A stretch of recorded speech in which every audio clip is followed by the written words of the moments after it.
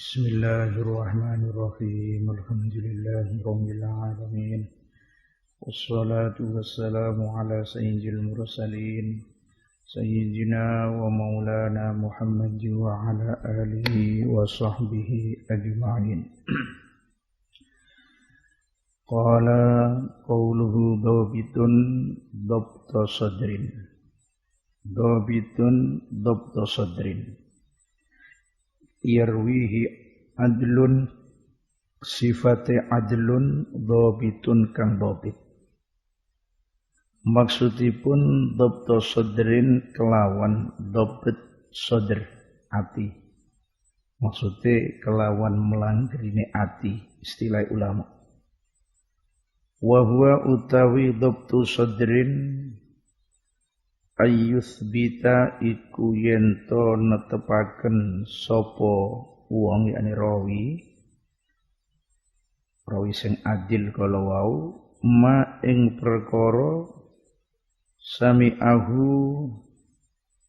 kang krungu sapa rawi ing ma bihaitsu yatamakkanu kelawan sekirane kongang sapa rawi sing adil min istihdari saking ngadiraken ma sami'ahu mata sya'a kapan karep sapa rawi sing adil au dhabta kitabin atau dhabtul kitab melanggeri kitab wa huwa utawi dhabtul kitab siyanatuhu iku ngrekso kitab indahu ing dalem sandingi rawi sing adil min yauma sami'a sing apik dipun waos yauma keranten idhofah tengene fi'il sing mabni min yauma sami'a saking dinane ule krungu sapa arrawi ma ing perkara fihi kang tetep ing dalam kitabin wasakhahu lan nyohehno sapa arrawi ing ma fihi ila ayu addiya tumeka yento ngriwayataken nekaaken yakni ngriwayataken sapa arrawi minhu saking iku mau ma fihi atau kitab. Jadi maksudipun begini. Hadis sahih itu perawi kan harus dhabit. Jadi mboten lalian begitu. Lah syarat apa dhabit itu macemipun wonten kalih. Jadi ada dua macam. Satu dhabtu sadrin. Nomor dua dhabtu kitabin.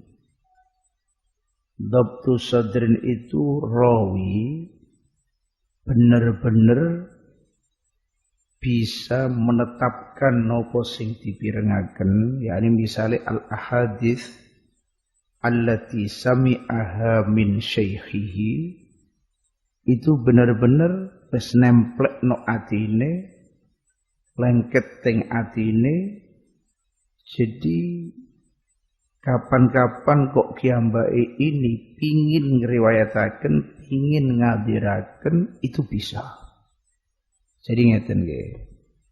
Orang dengar sesuatu iku ana kalane eling tapi ilinge itu sithik-sithik.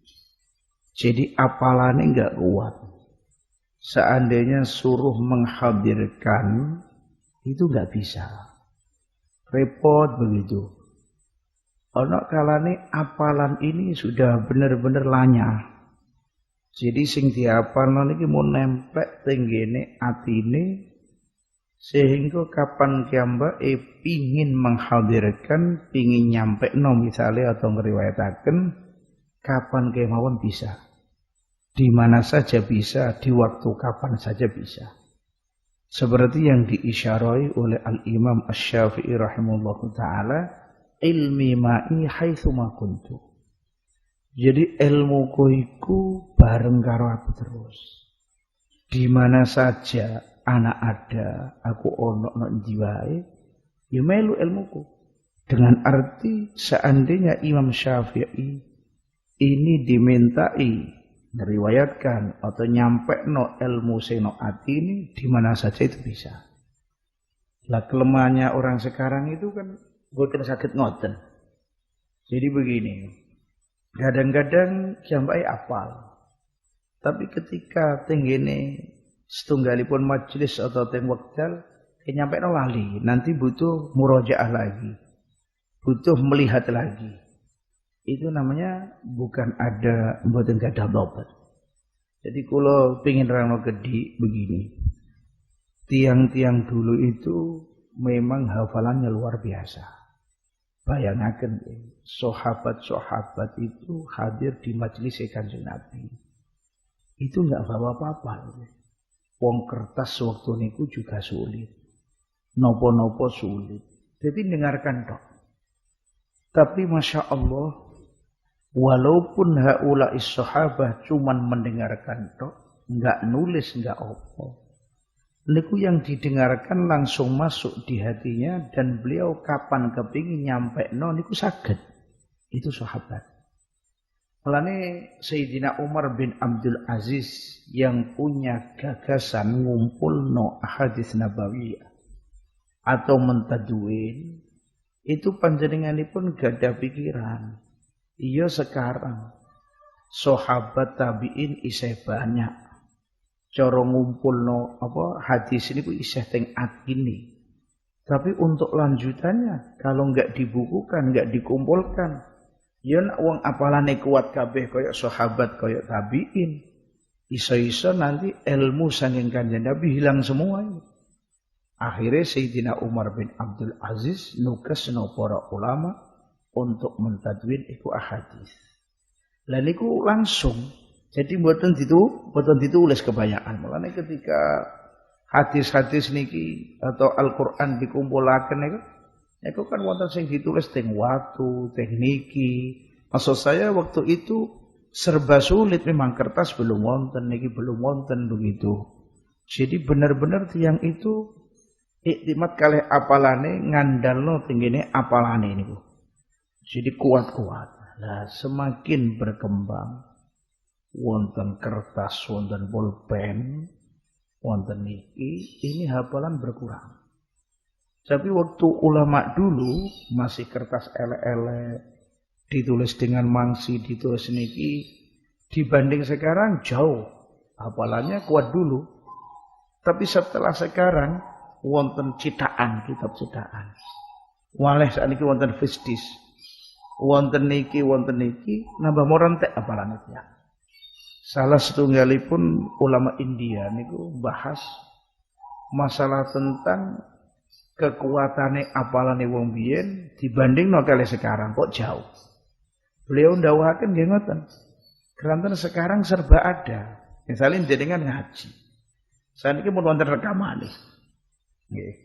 Jenengan kepingin golek hadis napa? Boten repot. Bayangno dulu niku tulisannya rembet kaya ngoten. Mahtutat nek angel. Terus kertas nggih sulit. Subhanallah. Nah, jadi orang itu benar-benar iktimat alal hifad. Nah sekarang badhe ngapalah ya napa jawabane? Kok repot-repot? Wong nulis sak kalimah hadis mawon pun ketemu sing sampe digoleki begitu. Jadi akhirnya hafalan iki ical. Lane tenggene daerah sedikit Mauritania niku ngantos sekarang insyaallah masih ada model manhaj ngaji tapi enggak bawa buku, mboten bawa kitab. Jadi saya niki nulisna teng papan tulis. Murid-murid ini ku cuman teng ngene kados papan, kados biyen zaman anak kecil biyen sabak kalau di Jawa. Pokoknya harus dibusek begitu lah. Setelah niku dibusek. Lalu niku langsung tek ditulis, tek ngeten apal lari-lari. Baru dibusek. Dari pelajaran yang kemarin itu hafal semua. Lah itu hebatnya di Mauritania. Jadi enggak aneh ada orang perempuan hafal Mukhtasar Khalil, hafal kitab ini, nazuman berapa ribu, itu sudah enggak aneh semua. Mereka ini memang dibikin seperti niku, ben apalane kiat, apalane kata. Sak mangke ngoten niku kendalane kathah kitab mun dicetak, kathah macam-macam wonten HP, wonten flash sembarang galer ada, jadi akhirnya badhe ngapalno niku males. Di samping niku penyebab sing garai boten kuat hafalan inggih punika kathah maksiat. Saniki gangguan niku luar biasa. Gangguan-gangguan niki lewat HP, lewat niki gambar sing haram niki gangguan sak pirang-pirang. Jadi akhirnya hafalan lemah saestu. Mungkin jenengan juga ngerasakan atau melihat anak sekarang disuruh ngapalkan 1 hari 1 malam 5 bait aja sudah sulit sekali. Dan istiqomah ngoten. Ngoten niku keranten banget kathah gangguan-gangguan. Lah wong biyen sing garai apalan-apalan kuat memang beliau enggak punya ini di samping ini pun jaga benar dari kemaksiatan. Ane temriki wonten istilah Dr. Sadrin. Yang kados Imam Bukhari rahimahullahu taala. Sahih Bukhari itu sak monten ageng. Imam Bukhari apal berapa ribu hadis, dengar apal. Subhanallah. Sampai orang Baghdad itu kagum apa bener apa enggak. Apa cuman kabar dites. Orang-orang Baghdad waktu Imam Bukhari rawuh niki sami nyodoraken pertanyaan. Ada 100 orang nyodoro pertanyaan semua. Hadis yang disodorkan ini diwolak-walik. Hadis niki dikasih sanad niki dikasih sanad niki. Pertama Imam Bukhari enggak jawab, ditakoki meneng. Ada pertanyaan lagi diam sampai selesai. Setelah itu Imam Bukhari baru begini. Amal jawabu anis su'alil awal. Jawabannya pertanyaannya awal wa kadza dijawab. Itu pertanyaan 100. Kali Imam Bukhari dirungokno tak begini. Itu Imam Bukhari bisa ngurut lagi seperti urutannya orang yang tanya. Terus dijawab satu-satu yang betul ini sanadnya ini begini. Kagum semua orang. Lalu dengarkan tak begini pertanyaan 100 itu masih bisa ngurut beliau. Nah, itu kan takoki enggak usah 100, takoki 5 pertanyaan mau nak menang tok. Ayo saya ulangi mau pertanyaan pertama begitu.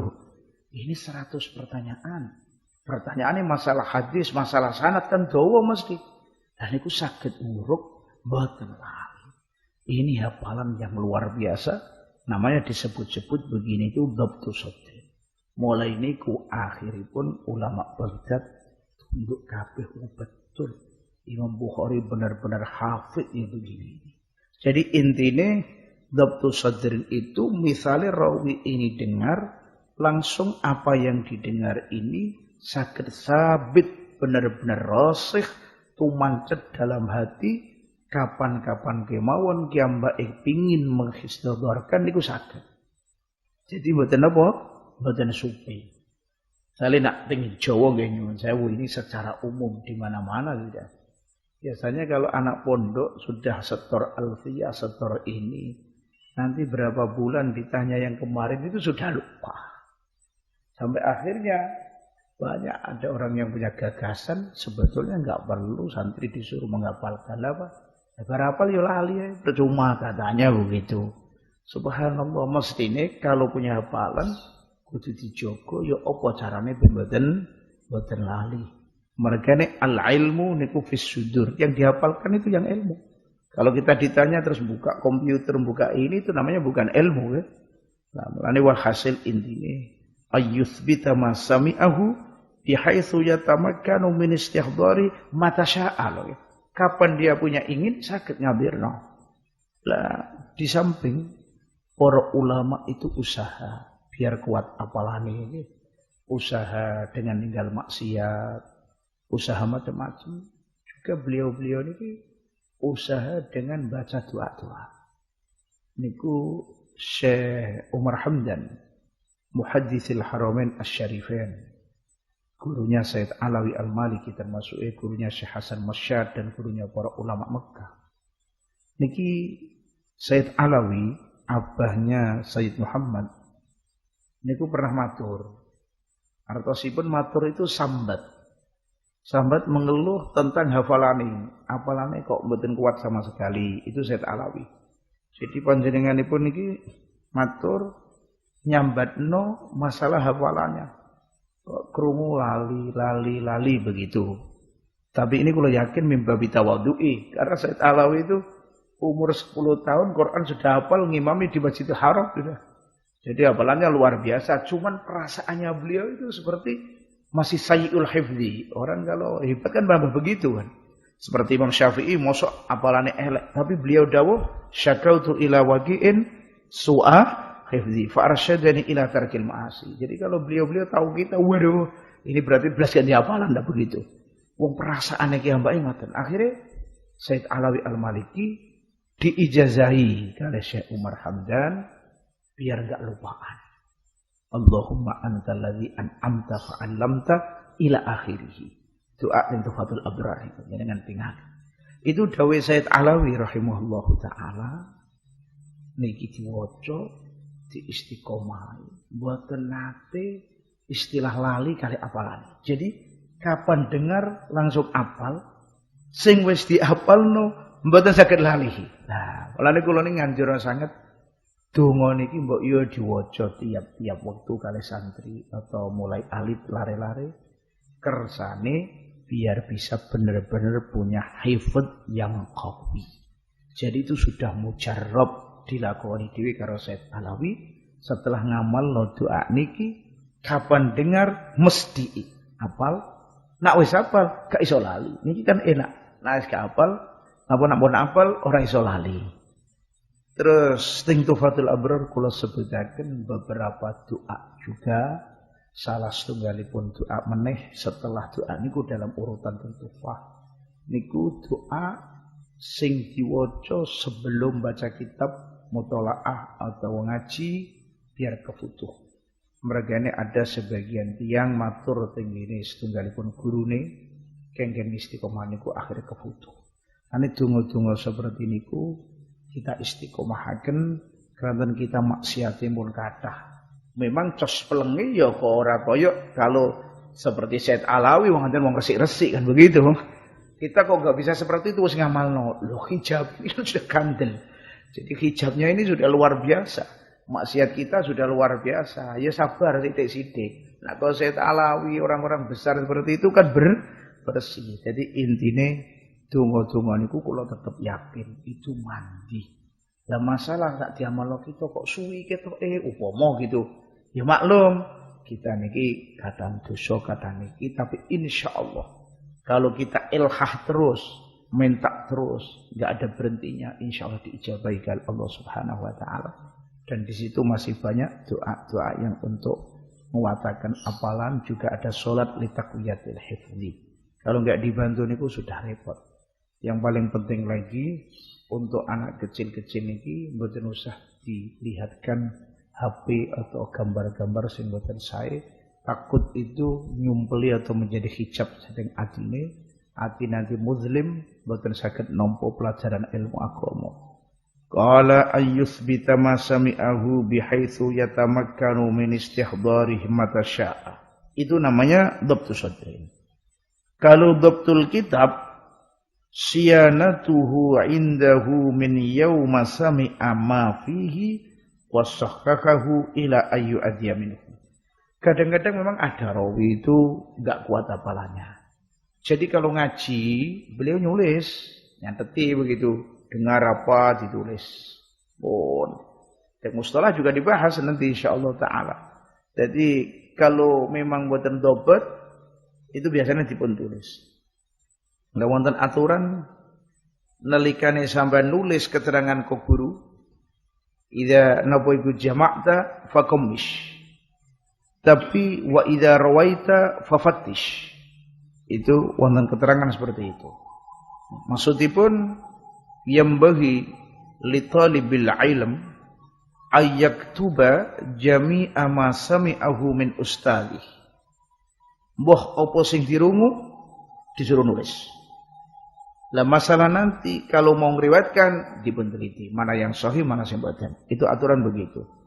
Dan model niki lho nulis keterangan atau nulis hadis saking guru atau secara umum nulis napa dawuh guru itu salah setunggalipun model ingkang sering dipun lampahi kalih para ulama as-salafis saleh khususipun as-sadah al-alawiyin itu biasanya begitu. Jadi kapan dengar dari gurune dipun tulis. Wonten napa dipun tulis. Ngantos ulama-ulama sange Sadah Alawiyin niki kalam-kalame hatta kalam biasa waktu kumpul teng majelis, waktu kumpul kalih tamu niku muridnya sing kerung nulis itu ya. Kados misale kitab Tazkirun Nas min kalam Al-Habib Ahmad bin Hasan Al-Attas. Wonten kalame Al-Habib Alawi bin Syihab. Wonten kalame Al-Habib Abdullah bin Alawi Al-Haddad. Itu saya nulis muridnya. Waktu niku dengar dipun tulis, dikumpulaken. Lah mulane model rawi mbiyen ana sing modele niku nulis. Tapi setelah hadis-hadis ditulis di kitab, ini kitabnya benar-benar dijogo. Jangan sampai ada yang ngowahi ana sing niki aja. Lan malih isine kitab niku benar-benar dipun taskhih kalih kiambake. Jadi dimukobalahaken begitu istilah ditaskhih wis bener apa enggak? Wong namanya orang riwayat hadis itu kan kadang cepat mungkin. Nah yang hadir kadang banyak. Kadang yang hadir sebagian ngantuk begitu. Jadi ketika nulis ihtimal juga wonten khata. Mulane setelah kiambai dengar dijogo bener lan dipun taskhih dulu ngantos nanti mau meriwayataken niku saged. Nah taskhih piye biasane? Biasanipun itu dipun muqabalahno. Misalnya kayak begini. Kula gadah nuskhah ingkang kula krungokaken keng guru kula. Jenengan juga ikut ngaji. Ayo waca nuskhah. Atau dicocokno kalih nuskhah guru yang meriwayatkan. Sampai kekurangan atau ono gak benere kula dandani. Lah ngeten iki naminipun dhabtu sadrin. Jadi intine rawine hadis sahih itu dobnya gak model harus dhabtu sadrin faqat. Jadi kapan kiambak ini pun adil terus modele walaupun modele ngangge kitab, ngrungokno ngangge kitab terus mungkin dipun sampaikno niku saged juga mlebu teng hadis napa sahih penting ditaskhih sing bener. Dan nak cara pendapat Imam Abu Hanifah lebih berat. Nak cara Imam Abu Hanifah itu begini. Dobit itu seharusnya mulai dia itu dengar. Ngantos meriwayatkan itu apalane tadi itu enggak pernah istilahnya dilupakan walaupun sebentar. Nah, jadi misalnya kayak begini. Saya dengar hadis tahun 2000. Saya ngeriwayatkan tahun 2015. Ini saya bisa dikatakan dobit dan riwayat saya makbul. Itu apabila mulai tahun 2000 sampai tahun 2015 saya enggak pernah lupa. Oh, niki saestu sulit. Enggak pernah lupa. Kalau enggak begitu Imam Abu Hanifah enggak nerima. Itu yang dhabtu napa? Sadrin. Jadi harus enggak ada istilah lupa di tengah-tengah tahammul dan riwayat. Kalau tapi menurut lintuni Imam Abu Hanifah enggak harus. Jadi hatta begini misalnya. Panjenengan pireng atau dengar hadis dari gurunya. Mun sampean pun apal. Di samping sampean apal sampean tulis. Karena sangat lama akhirnya hadis ini sampean lupa. Cuman sampean masih punya catatan, sampean hafalkan lagi. Terus pas waktu ngeriwayatkan sampean apal. Eling bener. Niki enggak masalah. Walaupun antaranya tahammul waktu dengar dan waktu ngeriwayatkan pernah napa lupa. Qala an mislihi saking sepadane adlun. Lafal an mislihi yata'allaku ta'alluq apa lafal an mislihi. Biarwi kelawan lafal yarwi. Ay yarwihi tegese ngriwayatno ing iku mau al hadis sahih sapa adlun wong sing adil dhabitun ingkang dhabit ingkang melanggeri sing bener apal ki mbake an adlin saking wong kang adil mislihi kang upamani adlun min awalis sanadi saking kawitane sanad ila muntahahu tumeka maring katoke iku sanad yani akhir wa huwa utai muntahahu iku an-nabiyyu iku kanjeng Nabi sallallahu alaihi wasallam berarti hadisnya marfu awis sahabiyyu atau sahabat awit tabi'iyyu atau at-tabi'i wadakhala mongko mlebu fi sahihi ing dalem hadis sing sahih apa al marfu'u hadis sing marfu' sing disandarno teng kanjeng Nabi wal mauqufu lan hadis sing mauquf berarti disandarno teng sahabat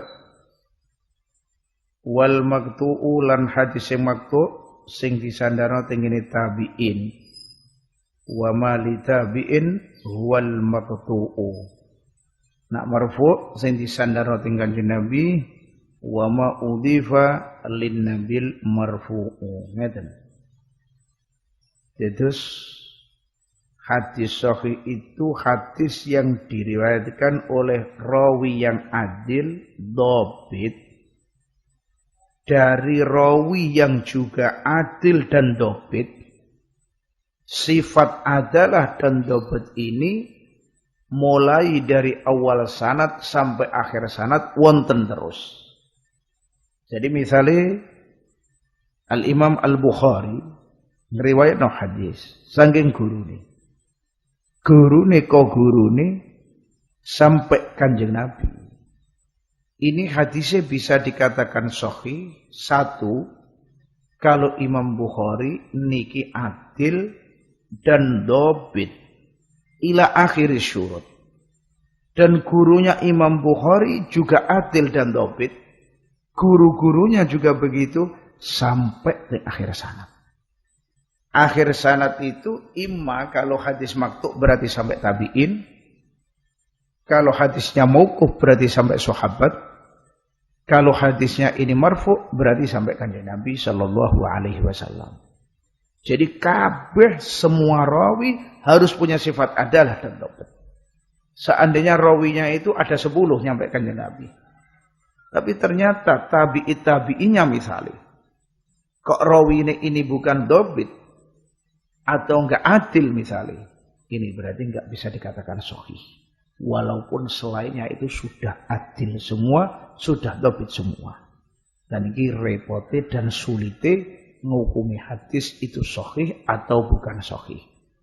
Karena perawi harus diteliti satu persatu, apa adil apa enggak, dhabit apa enggak.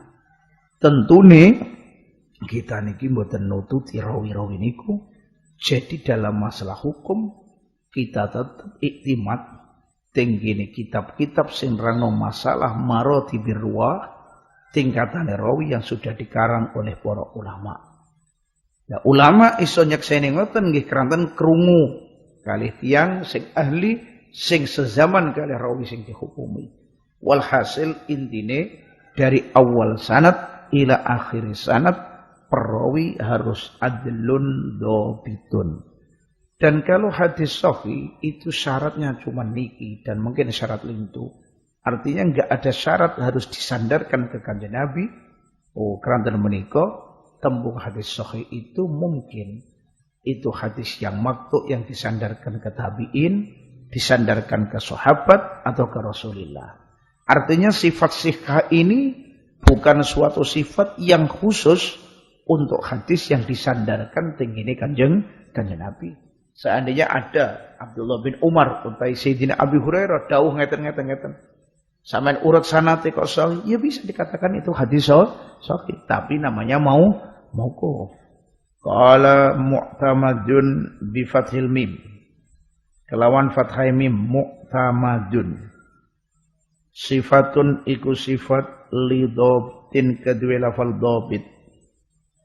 Mu'tamadun fi dhabtihi ing dalem oleh melanggeri iku adlun dhabit min sadrihi sing atine iku adlun dhabit lima maring perkara yumlihi kang dikte sapa adlun dhabit ing ma mu'tamadun fi dhabtihi wa naqlihi lan nukile iku adlun dhabit min kitabi sing kitabe adlun sing dhabit lima maring perkara yarwi kang riwayataken sapa adlun dhabit ing ma. Ngeten. Jadi dalam syurut al-hadis sahih itu perawi harus adil dan harus dhabit. Dhabit tadi disebut wonten kalih dhabtu sadrin wonten dhabtu kitabin. Mulane kalih nazim disebut dua. Rawi yang dhabit itu artinya rawi yang mu'tamad fi dhabti dan mu'tamad fi naqli. Begitu. Jadi hakikatnya dawuh mu'tamadun fi dhabtihi wa naqlih ini jelasno teng hakikate dhabit. Karena menika sebagian ulama dawuh mu'tamad ini bukan sifat, tapi itu ataf bayan, begitu. Jadi maknane mu'tamadun rupane, begitu. Wong sing ditetanggeni fi dhabtihi wa naqli. Jadi perawi ini dhabitnya harus saged diiktimadi, saged dipertanggungjawabkan. Memang benar-benar kuat oleh melanggiri atau oleh ngapalno tenggene hadis yang diemlak. Begitu. Kalau dhabtu kitabin berarti mu'tamad fi naqlihi. Maknanya berarti benar-benar riwayat iki ambake sing ditulis tenggene kitabe benar-benar musakhahah, tidak ada roban, tidak ada salah. Nah, ngoten. Berarti mun jelas dawuh fi dhabtihi wa naqlih ini satunya kembali tenggine dhabtu sadrin, satunya kembali teng dhabtu kitabin. Bi makna anna rawiya idza kana dhabtuhu dhabtu sadrin labud bener-bener dhabit tenggine napa hadis-hadis sing disampaikan utawa sing dipun riwayataken. Kalau dhabtu kitabin berarti nakli dari kitab itu benar-benar mu'tamad. Mereka ini kitabnya wis mushahhah wan mahfuz indahu, masunun indahu. Jadi sehingga mu'tamad dalam dhabite dan naklune begitu. Biasanya rawi sing lebih hati-hati niku ngeriwayatno dari dua wajah niki. Jadi lewat apalan dan juga nanti lewat kitab. Tenggene Syama'il Imam Tirmidzi niku wonten setunggal pun rawi disowani kalih setunggalipun tiyang badhe nyuwun riwayat hadise. Ngoten. Masyaallah. Gurune badhe ngriwayatno hadis niki secara apalan kalih kiyambake dipun aturi mendhet kitab mawon, ngambil kitab aja, takut wonten klinturi. Subhanallah. Ngadeg gurune badhe ngambil kitab. Tapi akhirnya diganduli meneh kali murid ini. Oh sudah ngeriwayataken pakai apalan dulu. Nanti setelah niki pakai kitab. Apa alasannya? Saya takut. Nanti panjenengan ngambil kitab nggak kembali nang kapundhut ya apa? Saya lah nggak dapat napa hadis. Nah, ini hebat. Jadi nunjuhno teng hirsune ngungsengi semangate teng ilmu. Sehingga gurune mau ngambil kitab sebentar, paling jaraknya berapa jangka, itu digandulikon ngriwayatno secara hifdzon. Kuatos pas waktu ngambil nanti meninggal. Terus ya apa? Lah enggak jadi krungu hadis. Masya Allah, mulane kathah cerita ulama-ulama dulu itu banget niki, hirs ngungseng kalau cara basa Jawane. Nemenah pokoke goleke tenggene hadis niki. Ngantos ada sebagian ahli hadis datang nok gurune kepengen meguru, tiba-tiba gurune ini di penjara. Nggih, maklum urusan karo pemerintah, orang-orang dulu kan kuat begitu amar ma'ruf nahi munkar. Ini enggak putus asa. Dia masuk di penjara minta riwayat. Enggak apa-apa main di penjara. Tapi penting krungu hadis sampai kayak ngoten. Wonten sing sampai enggak mau haji kecuali setelah wafatnya gurunya. Takut nanti kalau haji ketinggalan ilmu saking gurune. Kata ceritanya Al-Imam As-Sakhawi rahimahullahu taala. Imam Sakhawi niki tetanggan kali Imam Ibnu Hajar Al-Asqalani yang punya syarah Bukhari. Jadi tetangga. Mulai cilik ngaji sama Imam Ibnu Hajar. Ini enggak mau libur. Imam Sakhawi enggak mau pergi haji kecuali ba'da wafatnya Al-Imam Al-Hafidh Ibn Hajar. Subhanallah, takut ketinggalan ngaji. Mulane istilah julukane terkenale Imam Sakhawi itu pewaris ilmune Al-Imam Ibnu Hajar Al-Asqalani rahimahullahu taala. Luar biasa. Kalau kita melihat para ulama ingkang as-salaf yang punya hirs yang luar biasa. Terus kita melihat awak dewi kita, aduh isin. Mboten-mboten imbangane sama sekali karena beliau-beliau seperti niku. Qala napa iku jengene faulima. Monggo dikina warai apa annas sahiha satuhune hadis sing sahih. Lidzatih krana zati as-sahih. Iku hadis jama'a kang ngumpulaken apa ma.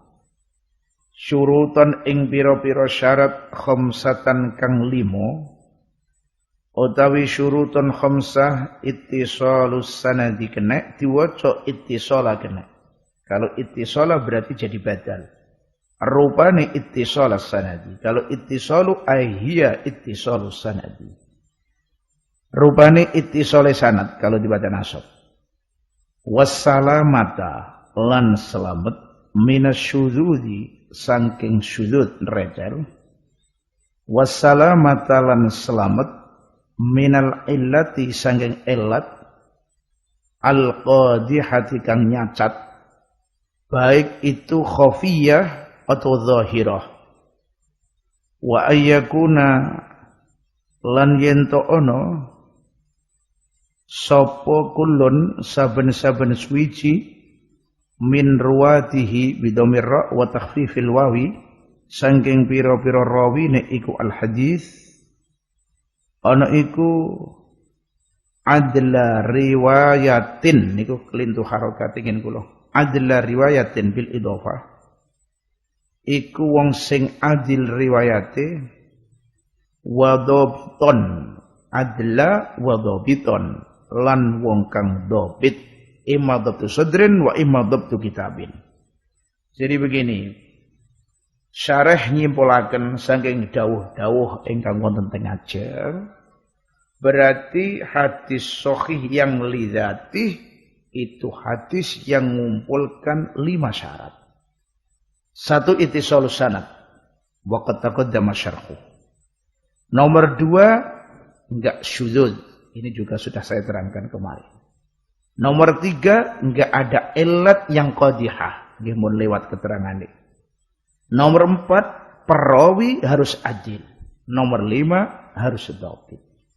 Ini syurut al-hadits sahih yang lidzati. Syekh ngendikan lidzati. Karena ada istilah as-sahih li ghairihi. Jadi bukan as-sahih lidzati tapi as-sahih li ghairihi. Dan hakikatnya as-sahih yang li ghairihi ini sebetulnya syarat-syaratnya ini persis podo karo hadis sahih lidzati kecuali 1. Kalau dobitnya sahih li ghairihi itu enggak kuat. Jadi semestinya bukan hadis sahih tapi hadis hasan. Cuman karena datang dari beberapa sanad, diriwayatkan lewat beberapa sanad, ini akhirnya naik derajatnya jadi sahih tapi namanya sahih li ghairihi. Jadi sahih li ghairihi itu gambile hadis yang aslinya hasan. Tapi karena diriwayatkan dari ini ada, dari riwayat ini, sanad ini, banyak yang riwayatkan. Akhirnya derajatnya naik menjadi sahih. Cuman ada embel-embelannya namanya sahih li ghairi. Begitu. Misaluhu utawi contone al-hadis sahih. Iku ma iku hadis. Rawahu kan nyeripetakno ing ma. Sahaba al-Bukhari Imam Bukhari min tariqil A'raji saking dalane al-A'raj. Al-A'raj itu Abdurrahman bin Hurmus al-A'raj. An Abi Hurairah radhiyallahu taala anhu qala ngendika sapa Abi Hurairah qala ngendika sapa Rasulullah sallallahu alaihi wasallam laula an asyqa ala ummati la amartuhum bisiwaki ma'a kulli salatin laula an asyqa lamun ora ana utawi yen to beratno ingsun ala ummati ing atase umat ingsun iku maujud khabare mubtada dipun bucal ay maujudun karena setelah laula nggih wa ba'da laula ghaliban khatful khabar la amartuhum mongko nyektine perintah ingsun ing umati bisiwaki kelawan siwakan siwak yakni bimakna siwakan bimakna istiak karena kata-kata siwak yutlak ala maknayen ahaduhuma al istiak wasani yakni nafsul alat allati yustaku biha ma'a kulli sholatin serta saben-saben salat. Nah niki bon jadi contohnya hadis sahih ini tatbik namanya. Setelah kita tahu syarat-syaratnya hadis sahih, niki al-muallif atau asy-syarih pengin jelasno contoh nih, biar kita sakit praktekno. Nah niki contohnya hadis yang diriwayatkan dari Imam Bukhari. Imam Bukhari ngeriwayatkan ini hadis lewat jalan sange A'rad dari Abi Hurairah sange Kanjeng Nabi. Ini kalau kita lihat Al-A'rad mun maklum rawi sing netepi syurutus sihah adlun dobitun ila akhiri apalagi Abi Hurairah maklum setelah A'rad ada rawi enggak disebut oleh Syekh mriki teng Bukhari jelas wonten juga begitu mulane hadise dihukumi hadis sahih karena rawi-rawinya mun netepi syarat mulai dari adil ila akhir syurut nambah-nambah karena ini di Sahih Bukhari, iki berarti jelas sahih. Wonten faedah yang perlu kula sampaikan, hadis-hadis yang sahih itu kan enggak harus di Bukhari Muslim, enggak harus. Maknane juga banyak ahadits sahihah itu bukan di Bukhari Muslim. Karena dalam syurutus sihah itu enggak ada syarat harus di Bukhari, enggak ada syarat begitu. Mulanya kalau sudah netepi syarat 5, walaupun yang meriwayatkan bukan Imam Bukhari, bukan Imam Muslim, itu namanya juga sahih. Jadi intinya hadis sahih enggak harus di Bukhari Muslim. Sebabnya sebagian at-thalabah ini ada yang salah paham. Dikira kalau enggak ada di Bukhari Muslim sudah enggak sahih. Dia ngomong ini hadis bukan ada di Bukhari Muslim. Mana nih bicara ini? Oh berarti enggak iso digawe hujjah. Dan ini khata'. Salah faham ini namanya. Jadi as-sihah enggak harus ada di Bukhari Muslim. Nomor kaping kali hadis sahih, hadis yang ada di Bukhari Muslim niki mesti sahih. Pasti sudah. Pasti sahih. Jadi enggak ada istilah mustathnayat. Walaupun itu mu'allaq, walaupun misalnya awal sanad enggak disebut, itu tetap sahih. Karena sudah diteliti ternyata ittisal semua. Jadi jenengan buatan usah ragu. Kalau di Sahih Bukhari, Sahih Muslim sudah. Kita enggak usah mikir. Enggak usah neliti sanad. Wis mesti sahih.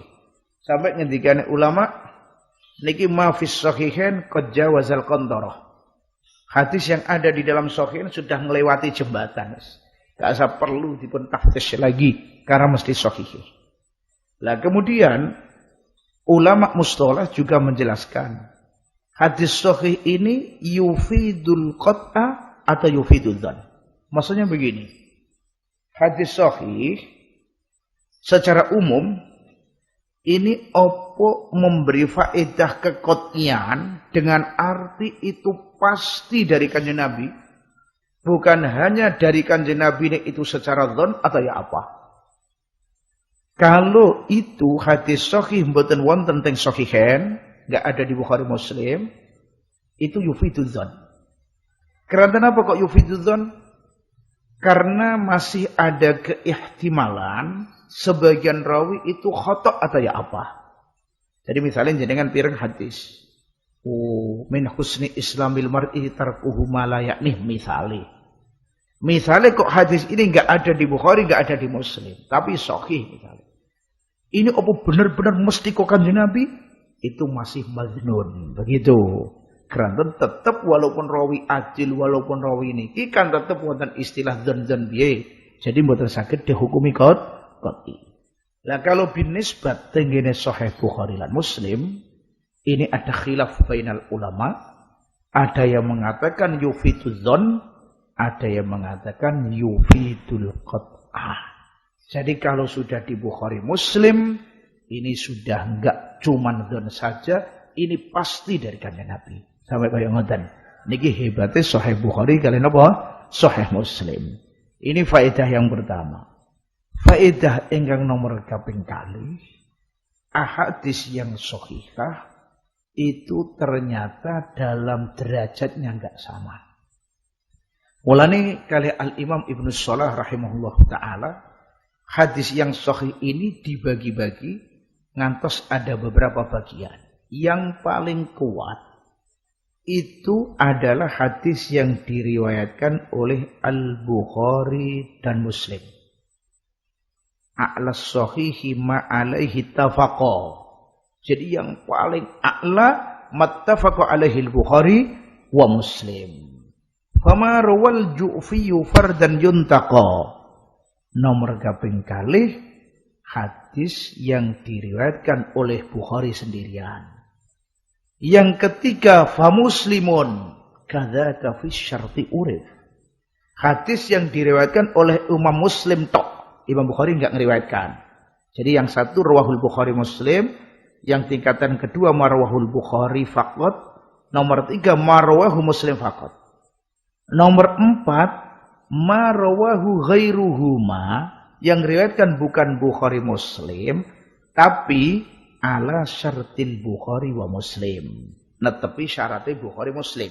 Yakni sanate itu ada semua di Bukhari dan Muslim. Nomor sak teruse yang diriwayatkan selain Bukhari Muslim tapi ala syartil Bukhari tok, bukan ala syartil Bukhari wa Muslim. Nomor teruse yang ala syarti Muslim, begitu. Nomor terakhir hadis yang diriwayatkan oleh lintune Bukhari Muslim lan boten ngangge syarat Bukhari Muslim atau salah satu. Niki jenenge fama li syarti ghairi dzaini yaktanif. Ini urutan dikumpulkan tadi di dalam dua bait kali Sahih Tal'atil Anwar. A'la sahihi ma alaihi tafaqa. Fama rawahul ju'fiyu fardan yuntaqa. Fa muslimun kadzaka fi syarti urif. Fama li syarti ghairi dzaini yaktanif. Jadi dua bait saged ngumpulkan maratib as-sihhah.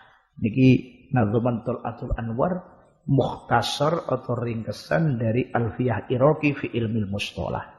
Dipun syarahi kali Sinten Asy-Syaikh Hasan Al-Masyad rahimallahu taala, naminipun Raf'ul Astar. Qala Rasulullah sallallahu alaihi wasallam, laula an asyqa ala ummati la amartuhum bis-siwak ma'a kulli salatin. Niki hadis la syak innahu sahihun wa muttafaqun alaih. Ayo napa wa sahihun madzkur fi sahihil Bukhari nggih. Tengene sahih Bukhari mun maklum. Jadi kesane mun mboten diragukan. Nah hadis niki sebetulipun gadah faedah kata. Kula terangno kanthi ikhtisar. Begini nggih. Kanjeng Nabi niku ndawuhaken, seandainya saya enggak menjadikan masyaqqatna umatku, gak ndadekno berate umatku, tentune umat saya ini tiap-tiap mau sholat tak wajibna siwakan. Tapi krono kok nak tak perintahno tiap-tiap badhe sholat tak kengken siwakan, ini masyaqqat, akhirnya enggak jadi tak perintahno. Artinya perintah wujub. Tapi kalau perintah sunat pancet. Perintah sunat pancet tetap panjenengan dihukumi sunat tiap badhe napa? Sunat siwakan tiap badhe salat. Bahkan seandainya jenengan salat tarawih 20 rakaatan, tiap 2 rakaat kan salam jenengan. Niki tiap badhe takbir disunataken napa? Siwakan. Padahal sebelum wudu siwakan, nanti mau salat siwakan. Mau salat sunat qabliyah siwakan, mau salat fardu juga siwakan. Niki hebatnya siwak, Masya Allah. Sampai wonten cerita kan niku. Al-Imam Asy-Syibli rahimahullahu ta'ala. Ini rombongan kalih murid-muridnya. Barang mau sholat, badhe takbir, ngambil siwak. Maksudnya mau ngambil siwak. Loh, kok tiba-tiba siwaknya gak ono? Akhirnya gak jadi sholat nih. Subhanallah, santri ini dijak pulang semua. Lah aneh, sebelum pulang ini, kuda-kuda ini dihias sedaya. Dilapi itu berangkat pulang lagi. Ya ini mungkin jelasnya perjalanannya masih dekat. Belum sampai jauh. Waktunya sholat sekiranya cukup begitu. Kembali jedet. Nyampe daleme, tiba-tiba cuman krono badhe ngambil siwak. Akhirnya sebagian santri ini matur. Syekh, kalau cuma tujuannya ngambil siwak saja, mengapa kok nggak perintah saya? Kok harus jenengan gini kembali, rombongan kembali dan harus dihias? Tiba-tiba jawabannya satu. Ya Allah, iki mono sunnah kanjeng Nabi siwakan itu.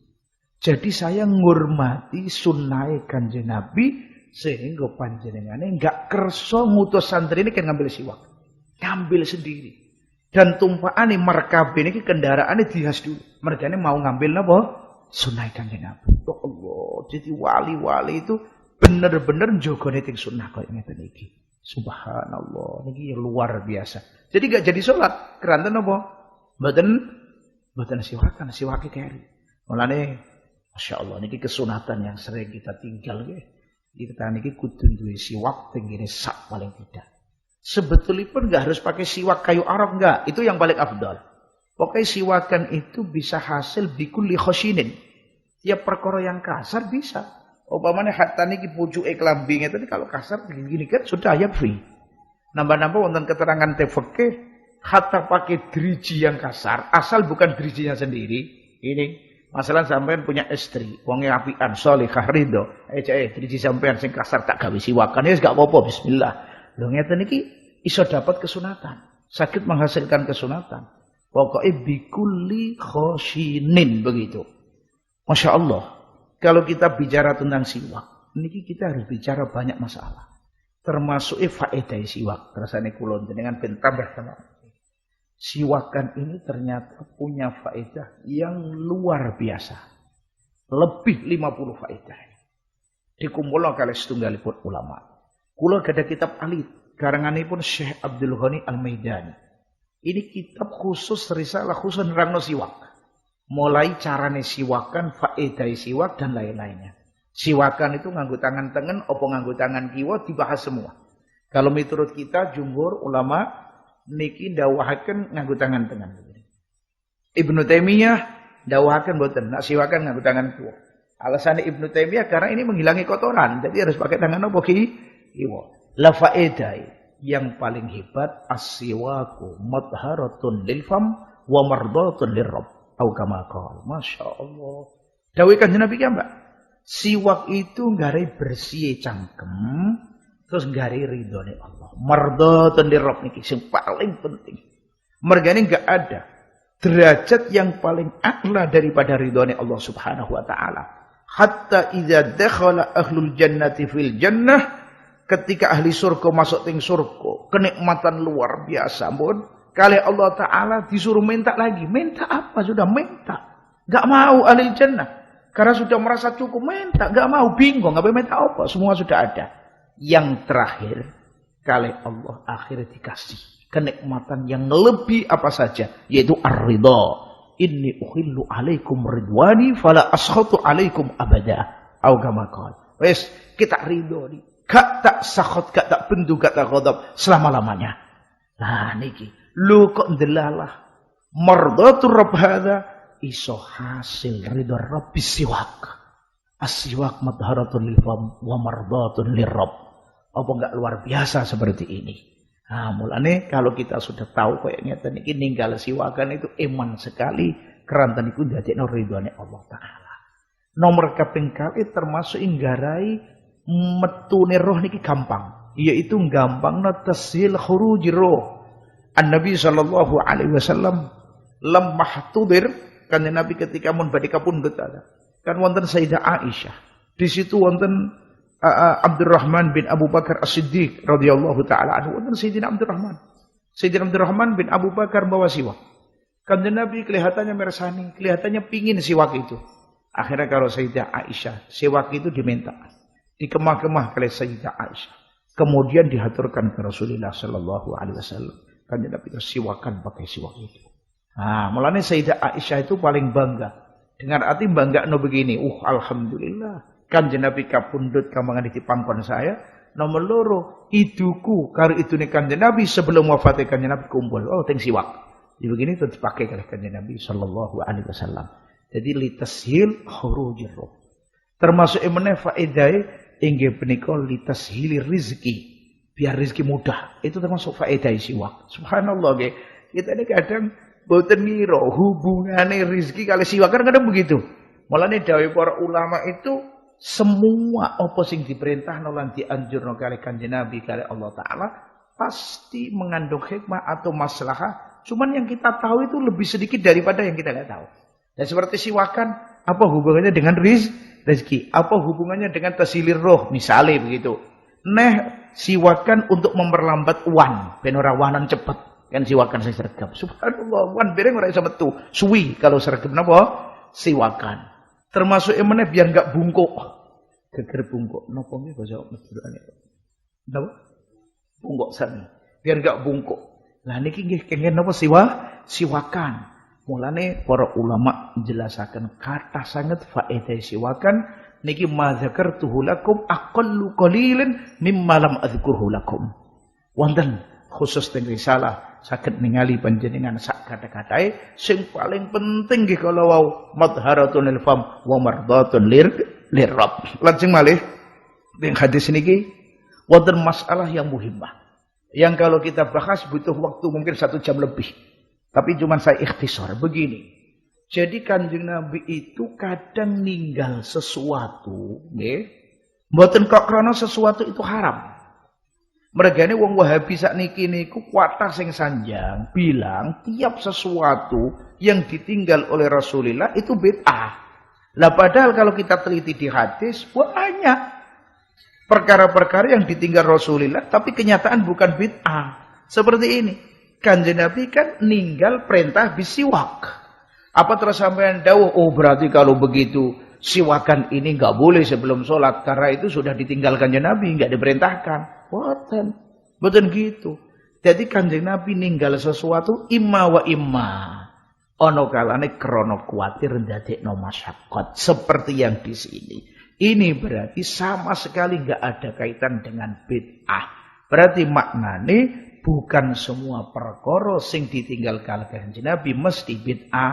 Karena kalau kita teliti banyak kok sesuatu yang ditinggal Kanjeng Nabi tapi bukan bid'ah tapi ono alasan yang tertentu. Seperti Kanjeng Nabi ninggal perintah siwak ma'aguli sholatin. Seperti lagi Kanjeng Nabi sallallahu alaihi wasallam ninggalkan qiyamul lail pas waktu Ramadan. Ayo jubi. Tengene hadis teng Sahih Bukhari atau napa niku. Sahabat tahu kalau Kanjeng Nabi sholat tarawih, sholat qiyamul lail. Sahabat yang tahu ikut. Malam pertama masih sedikit. Malam kedua tambah moro rame. Malam ketiga tambah rame. Malam keempat Kanjeng Nabi enggak keluar. Ayo. Berarti Kanjeng Nabi ninggal qiyamul lail, ninggal sholat tarawih. Terus apa bisa dikatakan? Oh, ini kan ditinggal oleh Rasulullah. Apalagi setelah pernah mengerjakan ditinggal, pasti ini menunjukkan sesuatu. Berarti sekarang enggak boleh begitu, enggak bisa. Kanjeng Nabi fi waqti napa ba'da shalah dawuhan pidato onopo kan tadi malam kok Kanjeng Nabi enggak keluar. Tiba-tiba Kanjeng Nabi takut qiyamul lail itu nanti fardhu nanti akhirnya dadekno masyaqqat. Jadi Kanjeng Nabi ninggal keluarga qiyamul lail ma'as sahabat itu bukan karena apa? Bukan karena itu bid'ah, tapi ada alasan yang lain. Misalnya malih Sayyidina Khalid ibnul Walid radhiyallahu taala anhu bareng kali Kanjeng Nabi fima idatin wahidah, ada rempatan. Di situ ada hayawan dab. Kanjeng Nabi sallallahu alaihi wasallam setelah diaturi itu dab ya Rasulullah, Kanjeng Nabi enggak jadi ngambil. Sayyidina Khalid ibnul Walid tanya, "Apa haram ya Rasulullah?" "Enggak." Sayyidina Khalid makan. Lah iki berarti Kanjeng Nabi ninggal dahar bukan kok karena haram tiba-tiba. Tapi alasan Kanjeng Nabi karena dab itu laisa fi ardi qaumi. Mergane nek daerah Kanjeng Nabi mboten wonten. Jadi giku, karena itu sudah wajar. Namanya kemanusiaan nggih ngoten niku. Jenengan kadang dahar masakan Arab pertama. Enggak tuh ya sampeyan apa meneh salik. Mokok bisa-bisa. Tapi nak mun biasa jadi enak kan ngoten. Mergane mboten apa? Mboten padha selerane mboten wonten teng niki. Dan masih kathah nak jenengan kepingin ningali masalah niki saged ningali teng kitab Ad-Darq li mas'alati tark. Ad-Darqu li mas'alati tarki karanganipun As-Sayyid Abdullah bin Siddiq Al-Umari rahimahullahu taala. Iki risalah saghirah nafisah fi tahqiqi hadil masalah.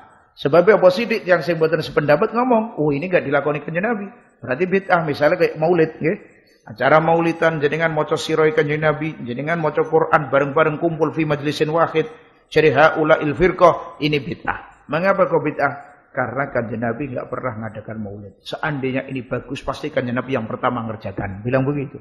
Ini omongan kalau didengar oleh orang awam tentunya orang awam langsung manduk-manduk. Iya ya, kalau ikut apik pasti kanjeng Nabi yang mulai dulu ini. Kanjeng Nabi gak ngerjakan berarti ini bid'ah inilah begitu.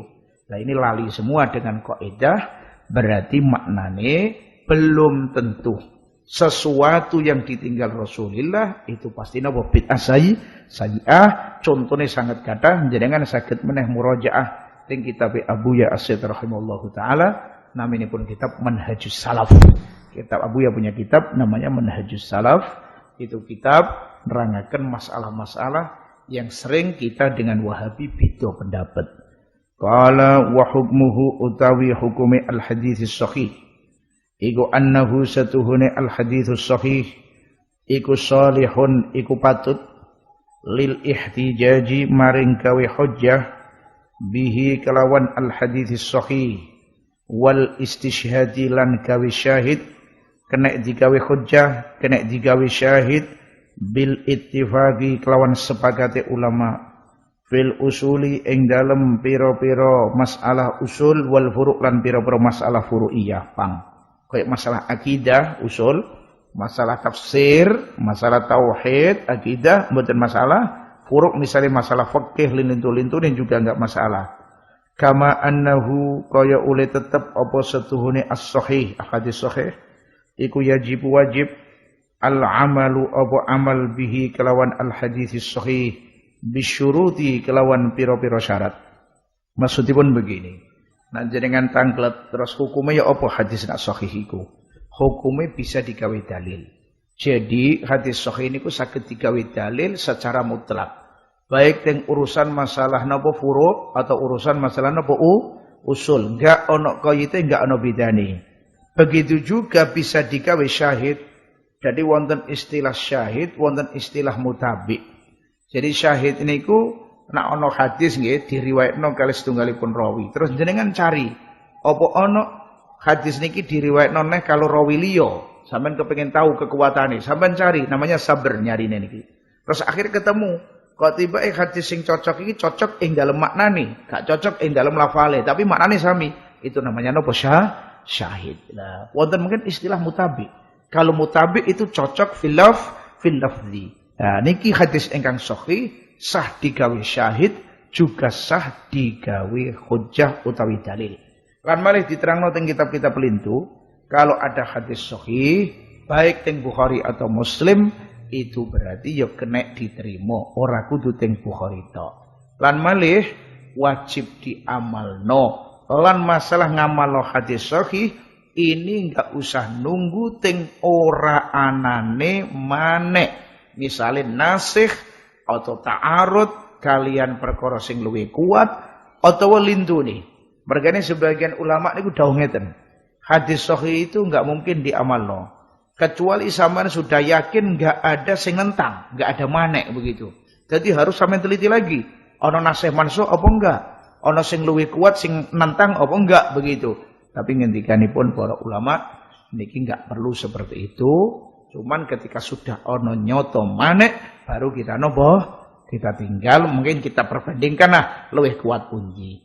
Lah masalah wujubul amal bil hadis sahih iki juga sebagian ulama dawuh enggak nunggu tinggine amale para ulama. Hatta misale orang sing ngamalno jenengan roh nak niki hadis sahih jenengan amalno. Tapi niki sedaya perlu pembahasan saestu. Perlu pembahasan. Mergane napa? masalah niki kita kerepotan ketika ada hadis sahih yang zahire pertentangan kalian pendapat imam sing jenengan taklidi. Misalnya kayak begini ya. Wonten hadis sahih. Aftarul hajimu wal mahjum. Wong sing canduk lan wong sing dicanduk niku sedaya batal posone. Lah Imam Syafi'i dawuhaken wong sing canduk lan wong sing dicanduk mboten batal. Wong dicanduk kok batal ya napa wong metu gedahe mriki lha mboten masuk. Lah niki yo napa terus? Iki padahal hadisnya sahih. Kok ora diamalno kali Imam Syafi'i? Nah, apa kita ngambil hadis niki napa ngikuti Imam Syafi'i? Padahal Imam Syafi'i dawuh sekian mbak. Pokoknya tiap hadis sahih fahuwa madhabi. Ngoten. Jadi tiap ono hadis sahih itu berarti madhabku. Nah, tapi ternyata kok begini. Nah, mulane aku kula matur, kalau ada hadis sahih kok ora cocok kali dawuh wong alim sing kita taklidi, itu perlu dipuntingali dan ngendikane para ulama, kita orang awam wajib ngikuti ting dawuh imam kita. Loh, nak ninggalo hadis dawuh Kanjeng Nabi mboten seperti itu, mboten. Mboten kok niki kita ninggalno mboten. Tapi kita yakin Imam Syafi'i sudah tahu hadis niki, misalnya aftarul hajim wal mahjum. Beliau sampai mboten menjadikan niki dalil, itu pasti ada sesuatu. Manek singgarai niki mboten diamalno. Ya misalnya ini mansuh sudah.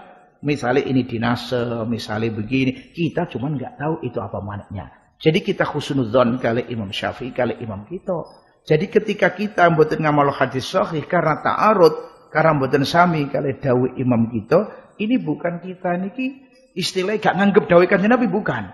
Tapi kita husnudzon gede teng imam kita, oh berarti beliau sudah tahu dan beliau ini pasti tahu ada perkara sing luwih napa aqwa, luwih kuat atau ana maneh.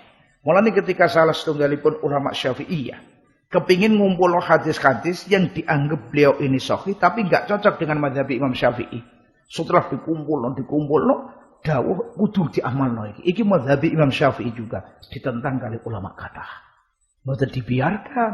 Imam Syafi'i wis seru, tapi mboten ngamalno pasti ada ilat khusus. Imam Syafi'i yang lebih niku khulasai keterangan teng kitab Syekh Awamah naminipun kitab Atharul Hadis Syarif fi Ikhtilafil A'immatil Fuqaha. Niki kitab saya sangat wonten pembahasan niku lan pembahasan lintu-lintune. Wallahu taala alam bisawab. Al-Fatihah.